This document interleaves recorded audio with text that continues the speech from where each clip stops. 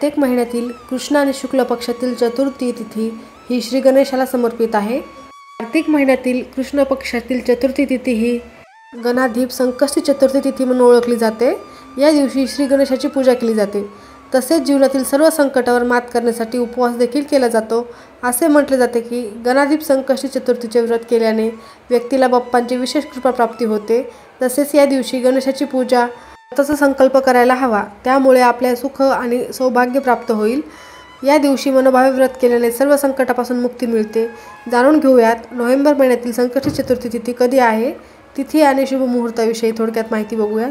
संकष्टी चतुर्थी तिथीचा शुभ मुहूर्त आहे कार्तिक महिन्याच्या कृष्ण पक्षातील चतुर्थी तिथी 18 नोव्हेंबरला संध्याकाळी 6:55 सुरू होईल आणि तर दुसऱ्या दिवशी 19 नोव्हेंबरला संध्याकाळी 5:28 संपेल।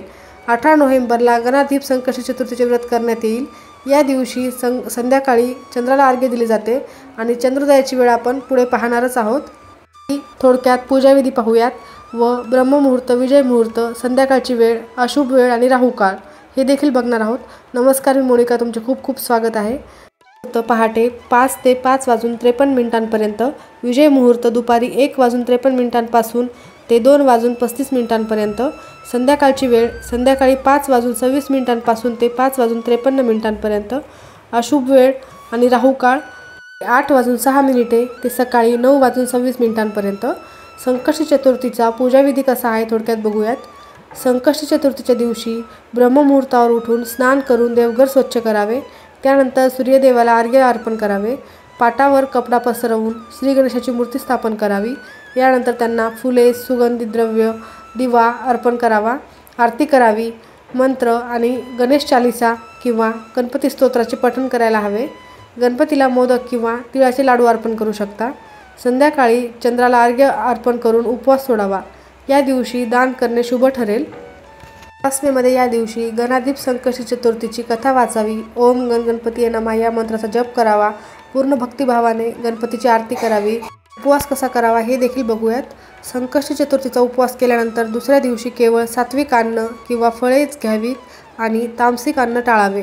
संकष्टी चतुर्थीमध्ये उपवास सोडण्यासाठी चंद्रदर्शन आणि पूजा अवश्य मानली जाते। चंद्राला अर्घ्य देऊन औक्षवण करून नंतर व्रत पूर्ण होते। चंद्रोदयानंतर आपल्या सोयीनुसार अर्घ्य देऊन व्रत करावे आणि आपली इच्छा पूर्ण करण्यासाठी पूजा करावी। या दिवशी उपाय काय करायचे हे देखील बघूयात। संकष्टी चतुर्थीच्या दिवशी गणेश स्तोत्राचे आणि मंत्राचे पठण केल्याने शुभ राहील। त्याचबरोबर गणपती अथर्वशीर्षाचे देखील पठण करावे। कुटुंबाच्या सुखासाठी आणि समृद्धीसाठी या दिवशी काय करावे हे आपण बघूयात। कशा प्रकारे गणेश पूजन केल्याने कुटुंबाला सुख लाभेल। संकष्टी चतुर्थीच्या दिवशी गणपतीची विधीपूर्वक पूजा केली जाते। हे व्रत नावाप्रमाणेच आहे, म्हणजे सर्व त्रास दूर करणारे मानले जाते। या दिवशी उपवास करून गणेशाची आराधना केल्याने सर्व प्रकारच्या संकटातून मुक्ती मिळते असे देखील मानले जाते। विवाहित स्त्रिया आपल्या पतीचे दीर्घायुष्य सौभाग्य मिळावे यासाठी संकष्टी चतुर्थीचे व्रत करतात। त्याचबरोबर अविवाहित मुली देखील चांगला नवरा मिळावा म्हणून या दिवशी उपवास करतात। संध्याकाळी गणपती बाप्पांची पूजा करतात। उपवास पद्धत फक्त फळे आणि दूध घेऊ शकता। सूर्योदयापूर्वी उठून स्नान करावे। सूर्याला जल अर्पण करून श्री गणेशाचे दर्शन घ्यावे। श्री गणेशाच्या मूर्तीसमोर बसून दिवसभर उपवास करण्याचा संकल्प सोडावा। त्यामध्ये दिवसभर फक्त फळे खावी, दूध घ्यावे, अन्न खाऊ नये। अशा प्रकारे व्रत केल्याने मनोकामना पूर्ण होतात। गणेशाची पूजा सकाळी आणि संध्याकाळी दोन्ही वेळेस करावी। चंद्राला अर्घ्य अर्पण केल्यानंतर व्रत पूर्ण करावे। प्रथम गणेशाची पूजा करा आणि नंतर चंद्राची पूजा करा। पूजेसाठी पूर्व उत्तर दिशेला चौरंग किंवा पाट टाकावा। श्री गणेशाची मूर्ती स्थापन करावी। सकाळी स्थापन केलेली असेल तर त्याच मूर्तीसमोर आसन घेऊन बसावे आणि संध्याकाळी तुम्ही करत असाल पूजा तर चौरंगावर प्रथम लाल रंगाचा किंवा पिवळ्या रंगाचा कपडा ठेवावा। श्री गणेशाची मूर्तीवर पाणी, अक्षता, दुर्वा, मोदक, पान, उदबत्ती इत्यादी अर्पण करावे। अक्षता, फुले घेऊन गणपतीला तुमची इच्छा सांगावी आणि ओम गण गणपती नमः या मंत्राचा जप करून गणेशाला अर्पण करावे। श्री गणेशाला नमस्कार करावा, पूजा करावी। त्यानंतर दिवा लावून आरती करावी। यानंतर मध, चंदन मिसळून चंद्राला अर्घ्य द्यावे। पूजेनंतर लाडूचा प्रसाद अर्पण करावा किंवा मोदकाचा प्रसाद अर्पण करावा। कृपा प्राप्ती मिळवण्यासाठी केवळ एकच उपाय करायचा आहे, सर्वात महत्त्वाचा आहे तो बघूयात। कुटुंबातील आनंद सुख समृद्धी यात वाढ व्हावी यासाठी चतुर्थीला विघ्नहर्ता श्री गणेशाला मोदकाचा नैवेद्य अर्पण करावा आणि ओम गणपती नमः या मंत्राचा 108 वेळा जप करावा। असे केल्याने कुटुंबात आनंदी वातावरण राहील, सुख समृद्धीत वृद्धी होईल, जीवनात प्रगती व्हावी अशी मनोकामना असल्यास गणपतीला रोली आणि अक्षदा यांचा तिलक करावे। व्हिडिओमध्ये मी 9 उपाय सांगत आहे, त्यानंतर चंद्रोदयाची वेळ सांगणार आहे। तर 9 उपायांपैकी कोणताही एक उपाय करून तुम्ही गणेशाची कृपाप्राप्ती मिळवू शकता। तर बघूयात कोणकोणते उपाय आहेत ते। पहिला आहे, जर आपला जीवनसाथीदार कोणत्याही कारणामुळे काळजीत राहत असेल, ज्याचा प्रभाव आपल्या नात्यावर देखील पडत असेल, तर संकष्ट चतुर्थीच्या दिवशी एक कच्चा सुती लांब दोरा घेऊन गणपतीसमोर ठेवावा आणि ओम गणपती नमः या मंत्राचा जप करावा। विघ्नेश्वराय नमः या मंत्राचा 11 वेळा जप करावा। नंतर देवाची प्रार्थना करून दोऱ्याला 7 गाठी बांधून स्वतःजवळ ठेवावा। असे केल्याने आपल्या साथीदाराची सर्व काळजी दूर होईल। मनातील बल कायम ठेवू पाहत असाल, बहादूर म्हणून आपली ओळख व्हावी अशी इच्छा असेल, तर गणपतीची विधिविधानाने पूजा करावी आणि गणपतीला लाल शेंदूर अर्पण करावे।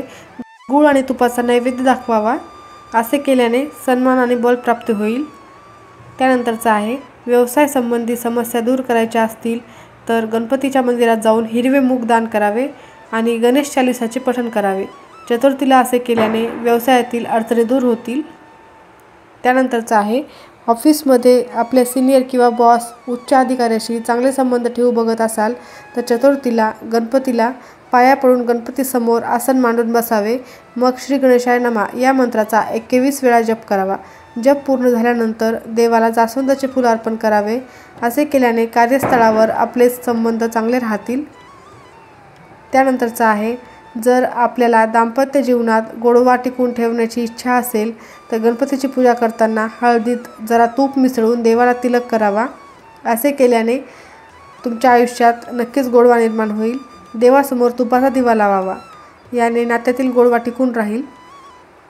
कुटुंबातील आनंद सुख समृद्धी यात वाढ व्हावी यासाठी चतुर्थीला विघ्नहर्ता श्री गणेशाला मोदकाचा नैवेद्य दाखवावा आणि ओम गणपती नमः या मंत्राचा 108 वेळा जप करावा। असे केल्याने कुटुंबात आनंदी वातावरण राहील आणि सुख समृद्धीत वृद्धी होईल, जीवनात प्रगती व्हावी अशी मनोकामना असल्यास गणपतीला रोली आणि अक्षतांचा तिलक करावे।